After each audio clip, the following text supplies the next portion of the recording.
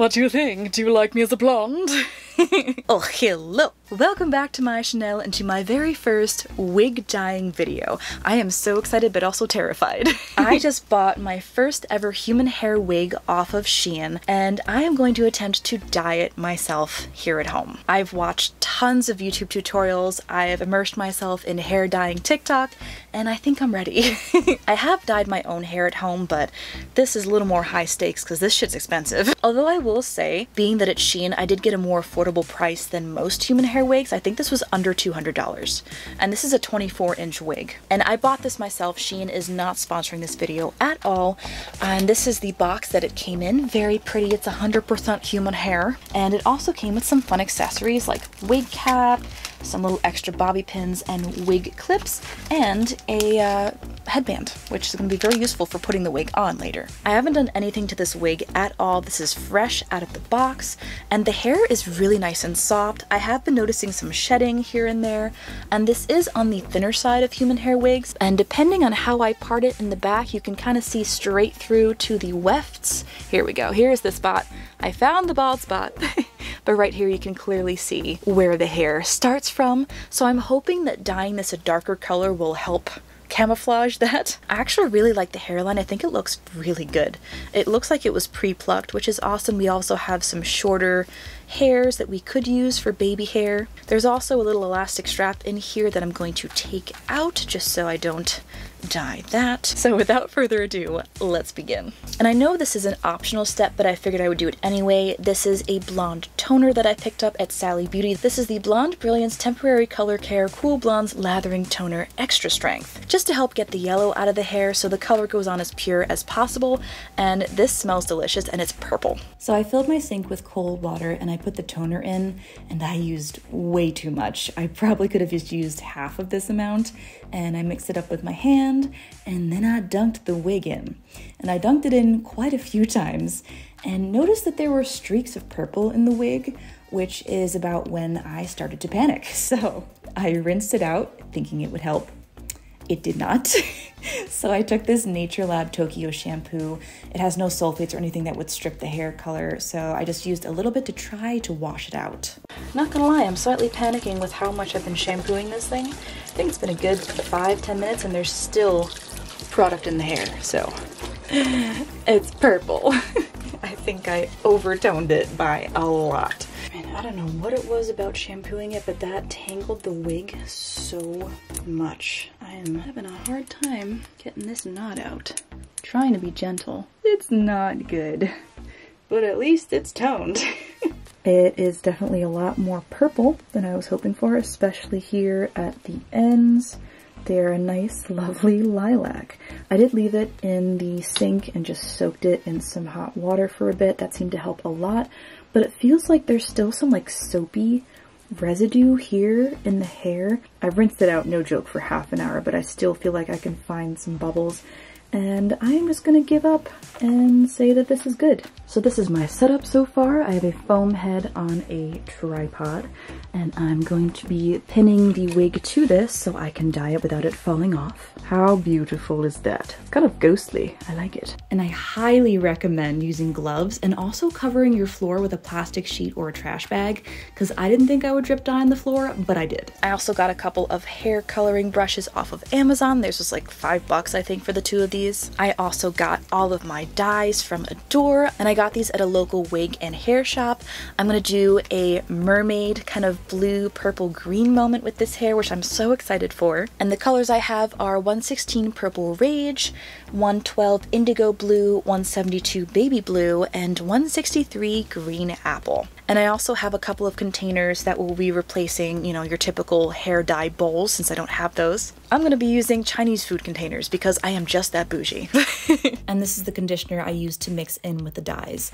And here's the wig all washed. The purple faded a lot after drying. You could hardly see it, and it's a beautiful ashy blonde, which is exactly what I wanted. I was honestly very surprised by how the purple disappeared, and this is also the hair's natural texture. And then began the insane dyeing process. I think it took me something like 8 or 9 hours to dye this wig, and I took way too big of a section here when I started. The smaller the section, the better, just to make sure that you can saturate the hair and won't have any blonde spots. And I had to constantly go back and forth and fix that by pulling apart the hair and desaturating it with the colors. But I learned my lesson. I also mixed up colors that were a mix of the 4 that I used. I had the pure royal purple, then a mix of the purple and dark blue, then the blue by itself, then a mix of the light blue and the dark blue, a mix of the green and blue, and finally the green by itself. And I also thought just using the same brush would help mix or melt the color together better, but I wish I had just used separate brushes for each color. I think that would have made everything a lot more vibrant. And this is what the first full color application looked like. I was so excited with how gorgeous the colors were. The bottom part, which I did first, ended up being the best application of color. Probably because the brushes were clean and didn't have any color on them at first. And yes, I am using a paintbrush because I only had the 2 hair dye brushes that I'd bought and needed something else. So I wrapped the hair with plastic wrap in between the layers just to protect the blonde so the dye wouldn't get on it. And then I just repeated the color process until I got to the top of the wig. Then for the top of the wig, I didn't want to have to bleach the knots after dyeing it, so I used a silicone mascara wand from the dollar store to brush the dye on. And that worked perfectly. And then here she is, all dyed. I was so happy with it, but my back was killing me. I have such healthy respect for all the hairdressers who do this all day, every day. And then this is what the wig looked like after I rinsed it out and shampooed it a little bit. I love the colors. The only thing is that I should have left the dye in the front that I did last sit in there for a while longer, because the bottom of the wig is gorgeous and vibrant because that's the part that was in there the most, but these little sections here that I kind of sectioned off, you can see the color doesn't match the rest of the wig, and I was not happy about that. So I was gonna go in and re-dye that, but you can also see some bald spots on the top of the wig as well. So I decided to go back in with some more dye and just go over the parts that I wasn't happy with, mainly the front parts and then the top. And I did that for about 3 more hours to leave the dye in, and it came out perfect. And now the actual application of the wig itself. I'm so happy with how it turned out, but now I have to actually glue it to my head.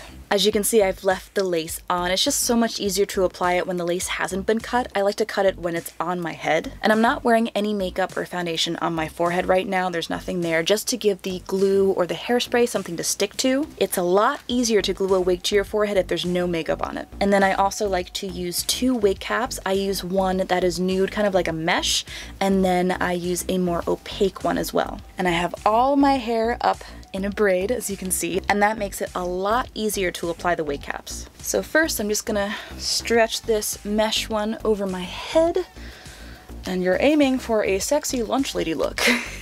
And then I'm just stuffing my hair into the wig. Doesn't have to be super neat, but just enough so it kind of wraps around my head and isn't just bulging out in one big section in the back. Then I just kind of smooth it back over my hairline and grab my second wig cap and just put that on like so. It's not perfect, but it will do. So I love to use the Got To Be Glued Freeze Spray. It's hairspray to hold down the edges of my wig because I don't really wear my hair for more than a day, 2 days at a time. But this stuff holds my wig on through just about anything. It's really good. And it's a lot easier to remove than your typical wig glue. And I usually like to use an eyebrow razor to cut the edge of my wig, but I can't find one right now, so I'm gonna use these tiny nail scissors. And I love to use one of these tools too. It has a big brush on the end and then a little comb on the other, and that just helps to lay down my hairline nice and flat. So first I'm just going to spray the edge of my hairline where I want the wig to go. Now this does run, so I like to quickly go in there and smooth it around the edge of my hairline, but you can just clean this up later. And this does get tacky pretty fast, but I'm just gonna spray a little bit more over here because it's not as sticky as I would like. Yeah, I can already feel like it's getting tacky on certain parts of my skin already. So then I'm just gonna go ahead and put my wig on and then just kind of hold it down where I want the hairline to be and press into my skin.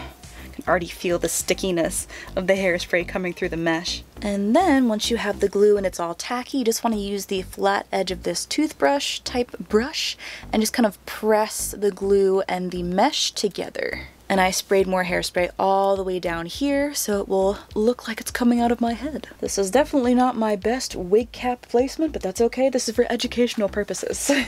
The education here being, don't do what I did. But you can see the edge of the wig cap, so I should have put that a little farther back. And now that it is all glued to my head and stuck tight, it's time to go in with the scissors. Try to get your hair out of the way so you're not accidentally cutting your own hair. But the way to get a more undetectable hairline on a wig like this is to cut your lace in a zigzag motion, because if you're just cutting your hairline straight across, you're gonna see it because it's more clean, more perfect. But if it's zigzag, it'll be harder to find. And these little scissors are not cutting it for me, no pun intended, so I went and got sharper ones. Well, that didn't go quite exactly as planned, but now I can show you what the hairline looks like. Hopefully, if this will focus. See how it's more jagged along the edge? That is what you're going for. Do not cut just straight across, because then you'll see the hairline a lot quicker. Another thing that helps the hairspray dry quicker is by using a fan. I like to use this little portable one. You can also use a hairdryer on the cool setting, but I just kind of fan my hairline until everything is dry. And then you can take any kind of hairband that you may have. I'm gonna use a scarf that is wrapped up just to put this down across my hairline and tie it really tight to make sure that everything lays flat on my hairline. And I leave that on for about 10-15 minutes. And that's it. I am so happy with this. It looks so good. I love the color. I love the wig itself. The density is really nice. You can't really see the wefts of the wig anymore like you could when it was still blonde. So I am really, really proud of myself. I did not think it would come out this well. Look how shiny it is still. I think that's probably because of the serum that I used. But it looks beautiful. It feels nice. It's nice and silky and smooth. And just to give you a little closer look at the hairline, you can kind of see here where the wig ends and my skin begins, because I cut this more straight just to give you guys a comparison. Here I cut it more jagged and you can't really see the line so much, but right there you can see the edge of the wig. But I am so happy with how this came out. Hopefully you guys enjoyed the process coming along with me. It was a bit of a ride, but I am very, very happy with the end result. Now the real question is, should I do this again? I feel like a beautiful tropical parrot. But I hope you guys enjoyed this video, and please comment down below if you'd like to see me do this again. I hope you're having a wonderful day or night wherever you are, and I will see you in my next video. Bye!